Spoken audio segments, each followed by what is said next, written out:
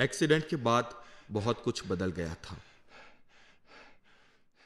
एक पैर गंवाने के बाद जिंदगी आसान नहीं थी।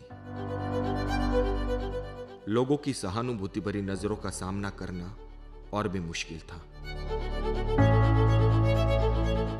The society pitied on me and I was trying hard to fit in.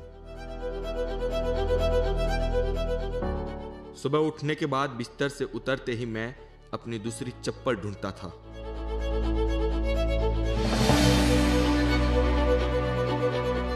यही ढूंढते ढूंढते मैंने अपने आप को कहीं खो दिया था।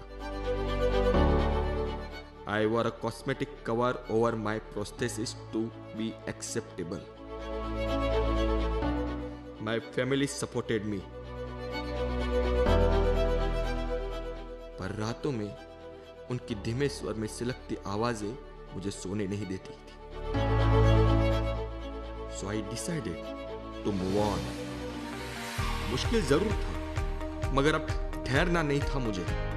मंजिल से जरा कह दिया था, अभी पहुंचा नहीं हूं मैं, लेकिन मेरे कदमों को बांध ना पाएगी मुसीबत की ये जंजीरें।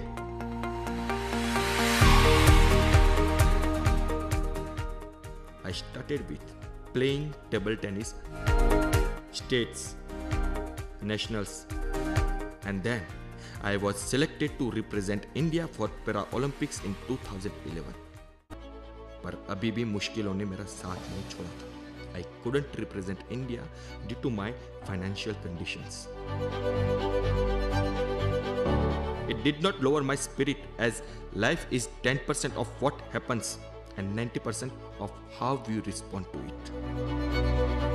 I mended myself and started swimming. I prepared myself for nationals. And then I came to know about my skin problem, psoriasis. I was unable to participate again. I was broken, yet again.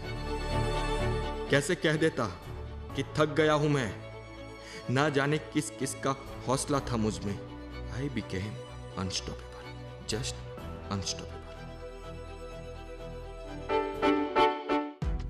And I started running.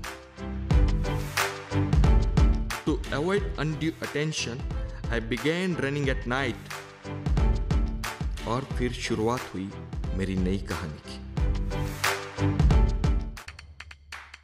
I ran, I cycled, I climbed, I trekked. इन पहाड़ों ने मुझे मजबूत बनाया और कभी ना गिरने का जज्बा दिया।